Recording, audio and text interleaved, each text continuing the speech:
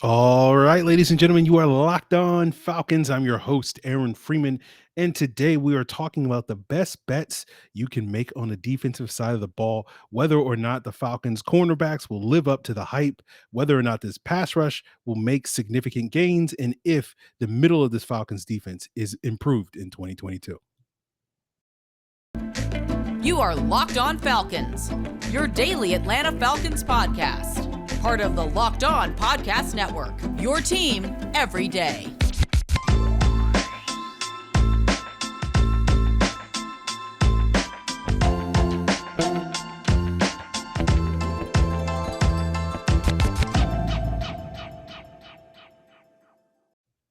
So, guys, you know me. I'm Aaron Freeman, been covering the Falcons for many years, formerly at falcfans.com, RIP. Still going strong on Twitter at FalcFans, and of course, the host of this preeminent Locked On Falcons podcast, your daily Atlanta Falcons podcast, part of the Locked On Sports Atlanta podcast family. And I want to thank everyone that makes Locked On Falcons their first listen each and every day. Of course, Locked On Falcons is free and available Monday through Friday on a variety of podcast platforms, including Apple, Odyssey, Google, Spotify, as well as on YouTube. And if you subscribe to Locked On Falcons on YouTube, hit that like, hit that bell. You'll get the video version of the podcast the night before the audio drops. So today's episode, we are talking about the best bets you can make on defense. And no, we will not be talking about, bets that you can actually make at Bet Online.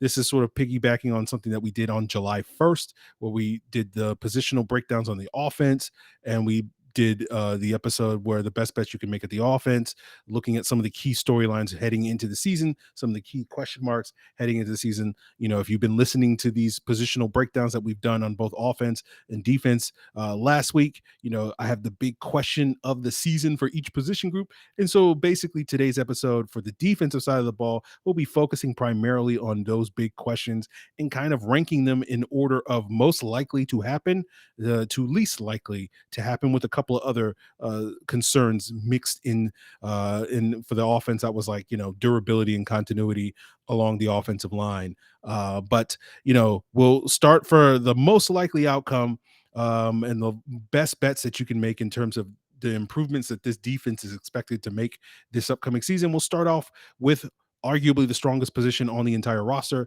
That is the Falcons cornerback room. And our big question for the season at that position was whether or not the Falcons have potentially the best trio of zone corners in the NFL. And we emphasize zone, and we'll circle back to that in a second. But you look at last year in terms of the overall grades from the Falcons three corners in AJ Terrell, Casey Hayward, and Isaiah Oliver. Terrell had an 83 overall grade according to PFF.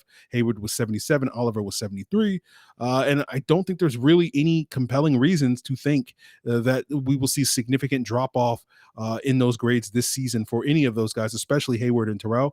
Maybe there's a concern with Isaiah Oliver, which we'll circle back to in a second, related to his injury situation. But the Falcons haven't had three corners grading out above 70 since like 2016, 2017. And we're really kind of rounding up for Brian Poole, was in the high 60s in those 3 years. Now, those 2016 and 2017 defenses were primarily driven by how good their secondary was. But those secondaries notably played a lot more man than zone.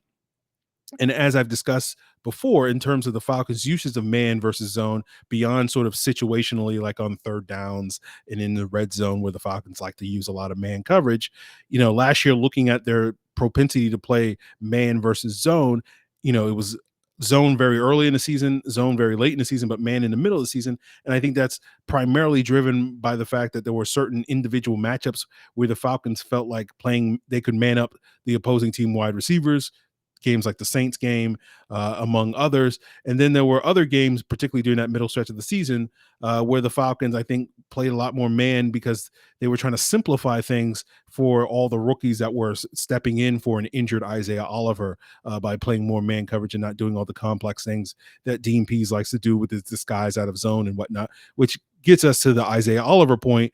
And so the main concern about Isaiah Oliver this season, the one area where you're sitting here going like, I don't know about this bet, just simply because he's coming off an ACL tear. And there's the potential that there is drop off from him. Now, we know that ACL tears aren't sort of as career ending today in the NFL as they were, 2 decades ago, particularly, for Falcon fans, remember Jamal Anderson and how that kind of derailed his entire career, 20 years ago. But every now and then, still to this day, a Tariq Cohen pops up where we see a player that had an ACL tear and suddenly, they are not able to bounce back to what they were prior to that injury. And we know that the medical side of things has advanced significantly, but they still don't necessarily bat 1,000. So it's not something I'm too worried about with Isaiah Oliver. It's this massive drop off or anything like that, but it is at least something that we have to keep in mind when talking about whether or not we feel comfortable making this bet. But getting back to the zone thing, my one concern about the fact that we have to distinguish between this being the best trio of cornerbacks in the league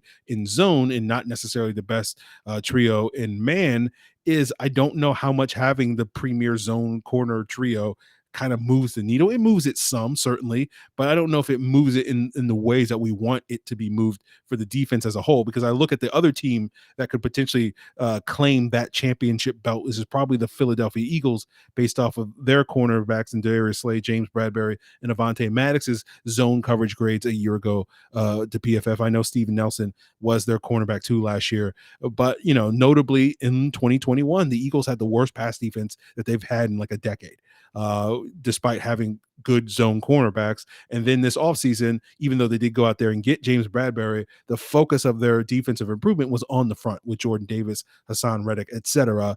And so basically, that to me kind of tells you that at the end of the day, when you're playing as much zone as we suspect the Falcons are going to be playing, which is probably like 65 to 75% of the time, at least based off of last year, does having an elite unit in that really move the needle to a huge degree, at least as much as getting those horses up front that can really get after the quarterback when you're playing with zone and you're primarily relying on 4-man rushes in order to pressure the quarterback, which is something that the Eagles were not quite good at doing last year, at least as good as they were in the past. And so they tried to resolve that issue this offseason. And I suspect that we may find the Falcons doing the same thing, although that cornerback room allows his defense to take steps forward. We will still see the Falcons needing to focus on that front four, and that will lead us into drafting Jalen Carter or Will Anderson. And of course, I'm sure you guys are shocked to hear me mention those names. I know yesterday we kind of punted on talking about those guys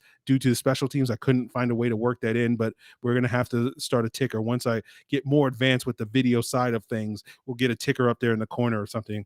Jalen Carter, Will Anderson references on each episode. We might have a couple more on today's episode, as well as, days without incident of I haven't mentioned one of those two guys on the podcast as we continue this fall. So I had to get that out of the way early in the situation. But speaking of those impactful pass rushers that will really help move the needle for this Falcons defense, the other sort of one of the better bets that you can make, not quite as good as the cornerback trio, is that this edge rusher group is going to double their production. And we're focusing on the edge rushers in terms of sack production, not in defense as a whole. I think it's certainly possible that the defense could double their sack production, get to 36 sacks. I actually think they'll finish a few sacks shy of that number. So certainly it's a possibility that they, pad a bunch of stats against, I don't know, Justin Fields and sack him 8 times. Someone pulls Adrian Claiborne and goes up against a Chaz Green and gets a bunch of sacks to push them over that 36 mark. But we're focusing primarily on the edge rusher group, and going back to what we talked about when we did the edge rusher preview. Basically, if you look at last year's edge rushers, they combined for 8.5 sacks and about 68 pressures. And my median projections for this year's group is about 17 sacks and 116 pressures. So that's doubling that outcome. Now, the low end, that median is basically splitting the difference between the low end and the high end. And the low end was like 7 or 8 sacks, which is roughly what we did last year. And the high end was like 20 something. I can't remember. And I'm not going to waste your time trying to sell you on the fact that these edge rushers alone are going to give you 20 plus sacks this season. You're listening or watching the wrong podcast if you're expecting me to say that. So I will sit there and say it's possible. Don't get me wrong. We will mention it, but we won't spend much time trying to convince you that, Lorenzo Carter and Arnold Ebiketie are going to both have like 9+ plus sacks this year to get them into that 20 plus range. So you can put down the gumdrop, you can stop running towards the rainbow in that regard. But my projections for Carter is about 7 sacks. I have Ebiketie in terms of 6 sacks. If you imagine Grady Jarrett getting 5, Eddie Goldman getting 2, that puts you at 20 sacks. That puts you over 18 sacks already just from the front 4, beating out last year's total. And then you get to 30 if you can just get 10 more sacks from everybody else on the defense. And I'm thinking Ebiketie could get you like 2.5. D'Angelo Malone get you 1.5. That's 4. So the rest of the group just gets you 6, and you're at 30. And last year, all the non-edges and D linemen got you 6.5.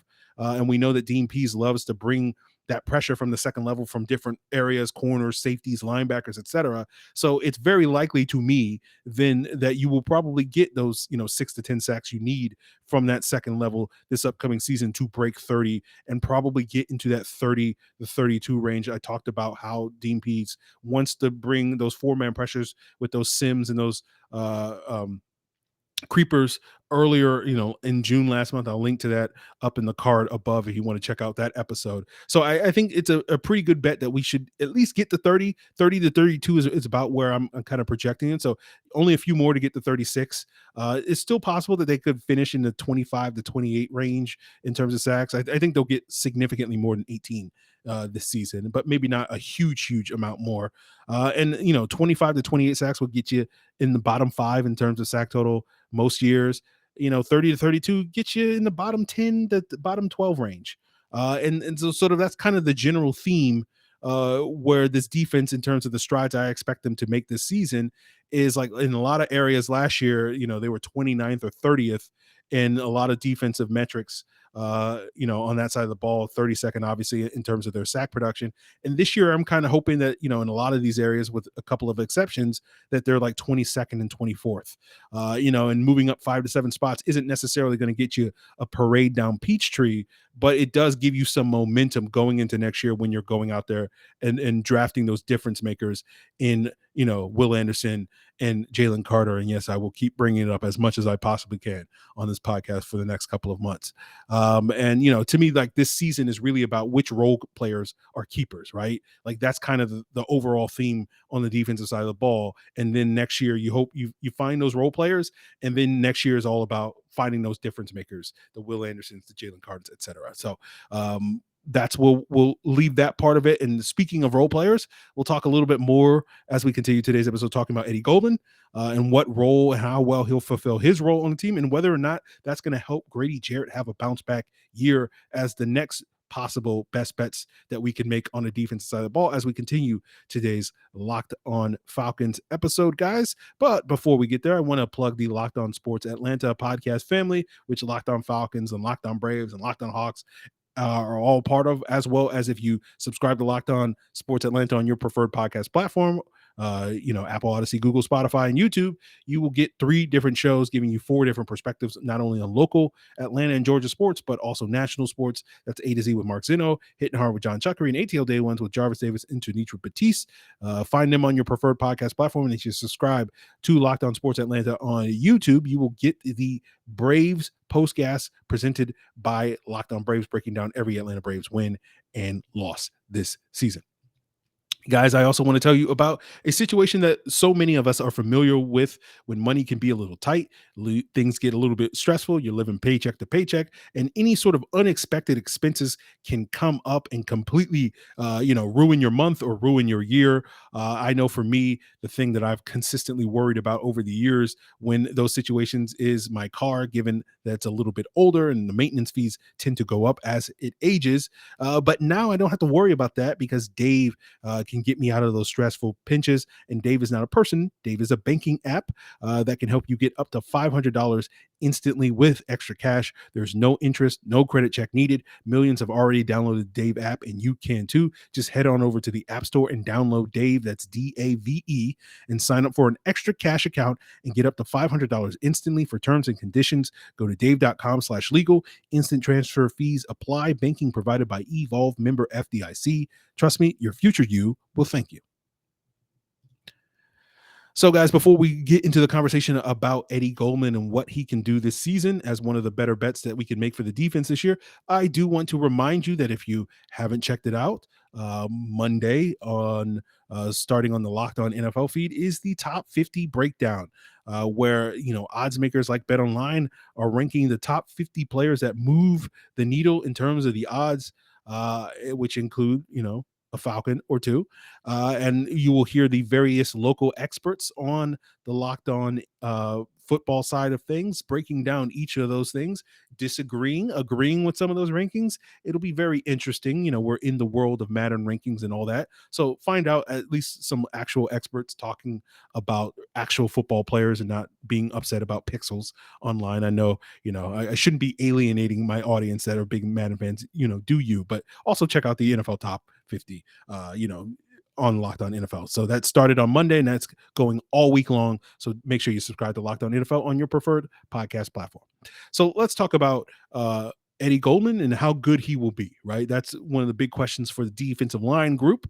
I believe that Eddie Goldman is a significant upgrade over what the Falcons had at nose tackle last year. Even if he's playing at a down year like he did a year ago with Chicago that led to his release, I still think that's a better player than what the Falcons had at that position with Tyler Davison and Anthony Rush and Taquan Graham dabbling here or there, Mike Pennell dabbling here or there at that nose tackle position, at least as far as a pass rush is going. The real issue with Eddie Goldman last year and why he had such a down year was his run defense kind of fell off of a cliff. But when you look at sort of 6 years in the NFL, 5 of those 6 years, I think he graded out above like a 65 or higher in those first 5 years until last year, where his grade was like a 40 or something. And then his average PFF grade for those first 5 years was a 74. So I look at those odds and I say, like, last year seems to be an outlier in his entire body of work. So it seems like a good bet that he'll have a sort of bounce back year.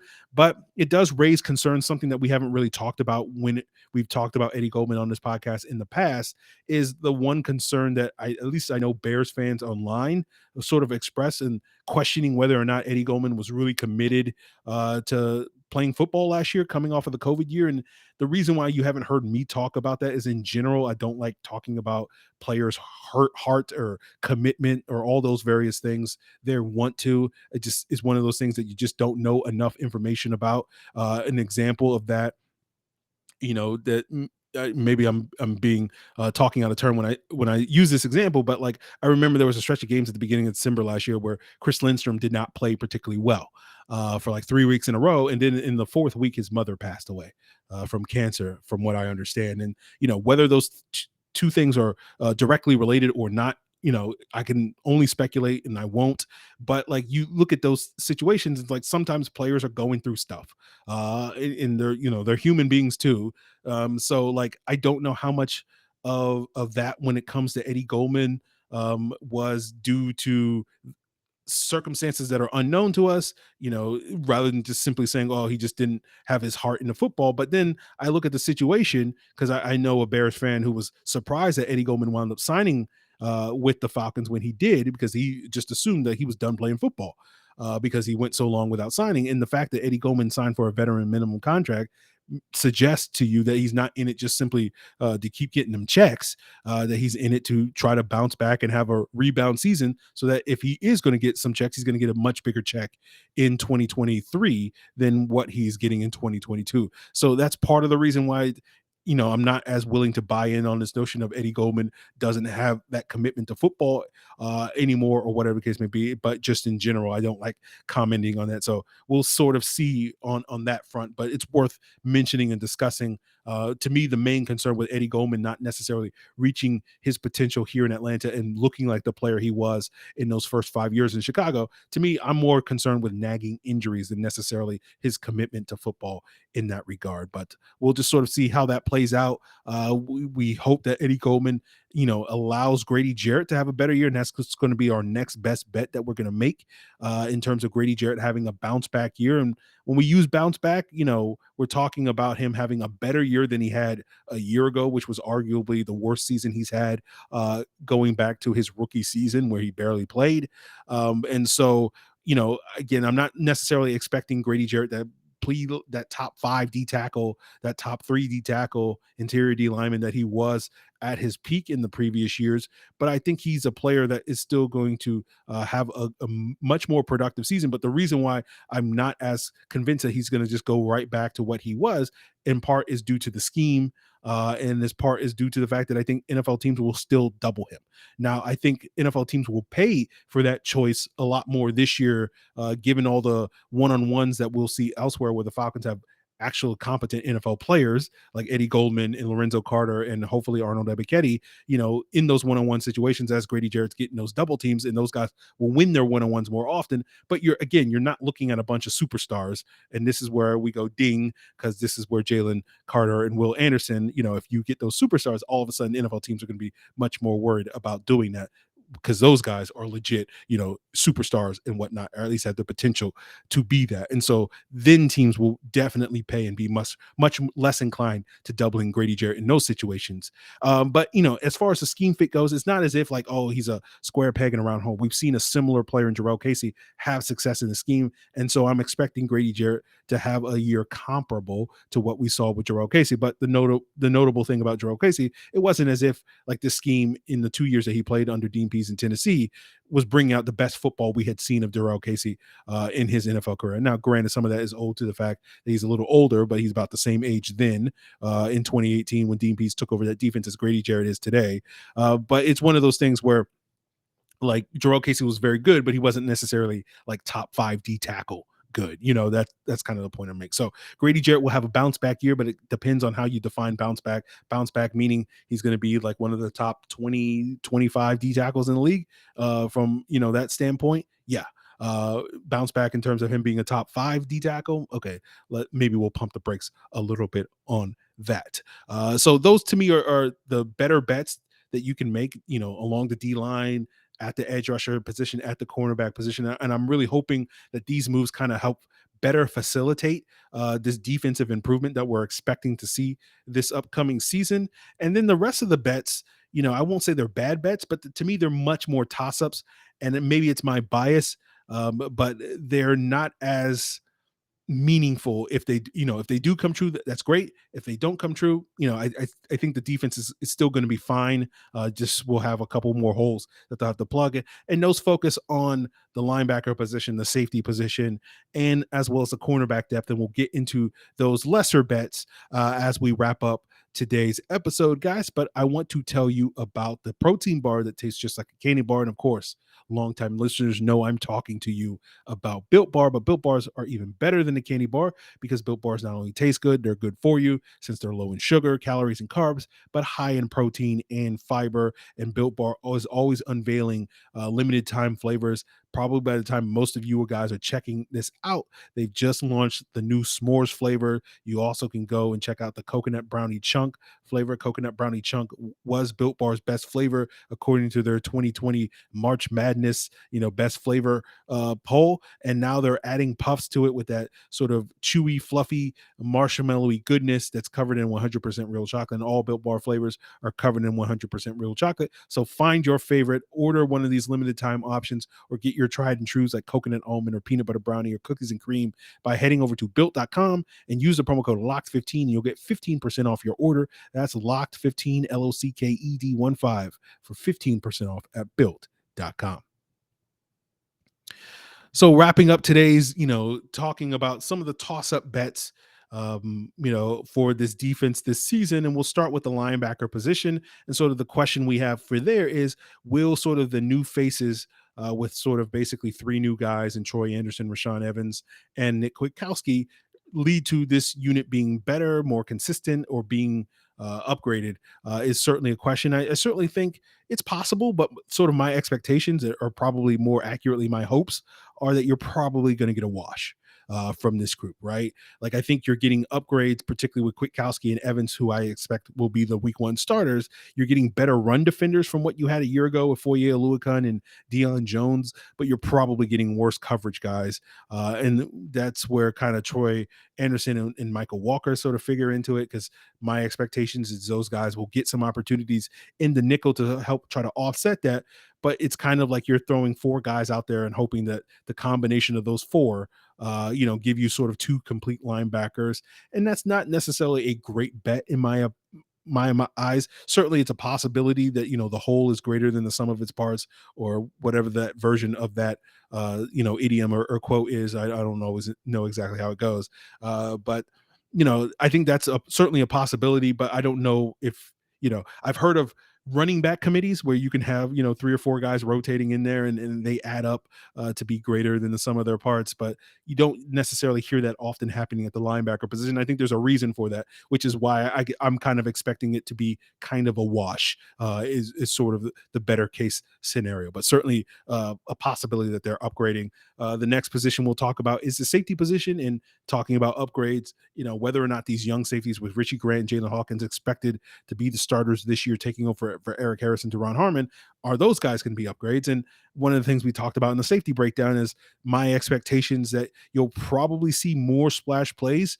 from Grant and Hawkins, interceptions, pass breakups than you saw a year ago from Harmon and Harris. But you may also see those mistakes, those blown coverages, those missed tackles also ratchet up as well, that come with sort of youth and inexperience. And one of the ways I likened it was, if you look at last season, the Falcons were 13th in the NFL in terms of big plays allowed, those 20-plus yard plays, and they were 20th in takeaways. And I imagine a scenario where you could see those two stats flip, right? And they'll be 13th in takeaways and 20th in big plays allowed to facilitate what we just talked about. And, some people will see that as a good thing. Your mileage may vary on that. I'm pretty confident that most fans will take more interceptions and more pass breakups, if even if that means giving up more big plays. I'm not as convinced that the coaching staff is a fan of that idea, given their more conservative leanings in that regard. But we'll sort of see if that comes to fruition, or if these guys are, or the way that the coaching staff, I think, would like to see it, is more splash plays, more big plays, created by this young group, and even less big plays given up by this group.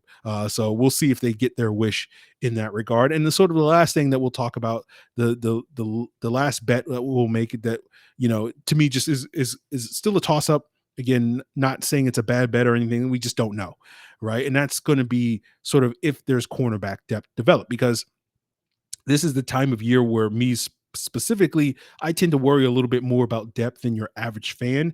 And, training camp and preseason is really the time where you can find out where you're weak at and where you're strong at from a depth standpoint. Are these guys ready to step in and play? Should the event, happen? Because we know the starters aren't going to get that many reps in the preseason, and so these backups will get some golden opportunities.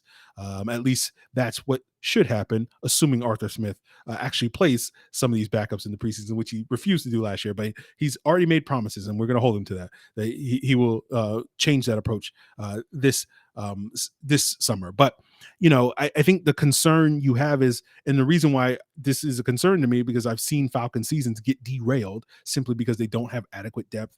I think back to the 2019 season, where they decided, instead of adding another safety to be Keanu Neal's backup, they were just going to roll with Kamal Ishmael. And to me, that led to disastrous results that season. I can think of the 2013 season, where the Falcons were overly confident in, Drew Davis and Kevin Cohn being able to step up in the event of injuries to any other wide receivers, and that kind of derailed their season. I'm sure maybe you guys can think of some other examples where depth really sort of caught the team off guard in that regard. But given that the cornerback room is the strength of this team that we talked about at the top of today's episode, as they say, you're only as strong as your weakest link. And all of a sudden, someone tweaks an ankle or whatever the case may be, all of a sudden you go from something that is your biggest strength to what is potentially a glaring weakness if you don't have that adequate depth. If you're out there throwing a TJ Green or Chris Williamson out there, guys that are more liabilities than not at that cornerback position, and if the Falcons are doing that again this year,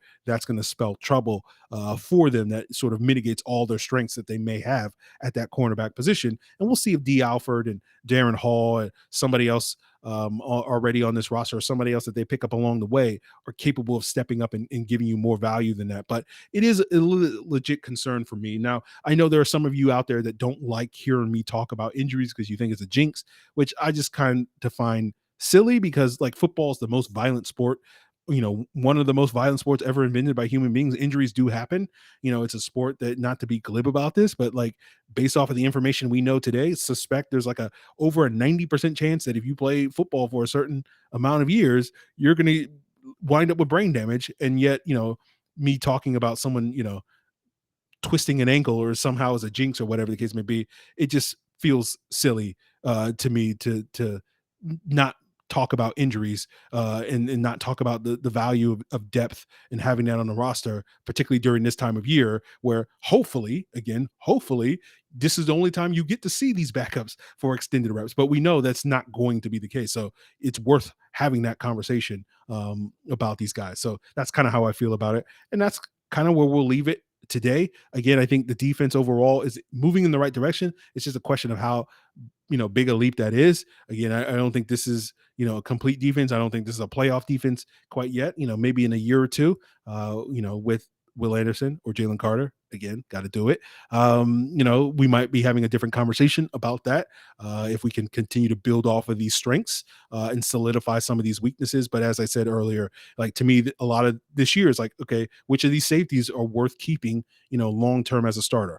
Or any of these linebackers any good, particularly the veteran guys, and then what do we learn about Troy Anderson and Michael Walker, or any of these D linemen, Marlon Davidson, Taquan Graham, worthwhile or whatever the case may be, which of these edge rushers really shows significant growth or whatever the case may be. So again, all these things, we're hoping to see. It's about the role players stepping up. We know Grady Jarrett's good. We know AJ Terrell's good. We think Casey Hayward and Eddie Goldman have the capacity to be good, but everybody else is kind of a question mark. Isaiah Oliver, we can throw him into that list as well as players that we believe are good. I don't know if we know Isaiah Oliver. We've seen 4 games of him being really good, and then a lot of just okay stuff. So we'll see if he can tip those scales and add to that total of 4 games this year. So that's really what this season to me is really about. And I don't know what we'll talk about tomorrow because tomorrow rookies will be reporting. So maybe there'll be news or something like that. If not, then we'll find something to talk about. Maybe we'll talk about Madden ratings, right? I know that's a big topic for some of you guys out there, and why, how dare they not put Kyle Pitts, give him more than a 90 catch rating, and how this is just, a travesty, a miscarriage of justice. Maybe I can build up the outrage for tomorrow's episode. So we'll see how that plays out, guys. But we'll have some guests later on in the week to join us and talk a little bit more about training camp and whatnot. So that's the plan for now, guys. And we'll see what's on deck. Maybe we'll do something else. I'm tinkering with the idea of breakout candidates. So maybe we'll do that, but I kind of want to wait on that. So we'll see. But, perfect opportunity for you guys to submit questions if you want those answered. We like to do Q&As as like, it's not filler, but it is one of those things where it's like, I don't really have a compelling take to give you. So, you guys give me something to be compelling about. So you can always hit me up on Twitter at Locked On Falcons, or Facebook at Locked On Falcons, send an email to lockedonfalcons@mail.com, or you can leave a comment here on the Locked On Falcons YouTube channel, guys. That's going to do it for us. Go check out Locked On NFL as your second listen after you've made Locked On Falcons your first listen, to check out that top 50. Check out Locked On Braves, Locked On Hawks, Locked On Bulldogs, Locked On Sports Atlanta, all the local shows and whatnot on your preferred podcast platform. Appreciate it, guys. Till then.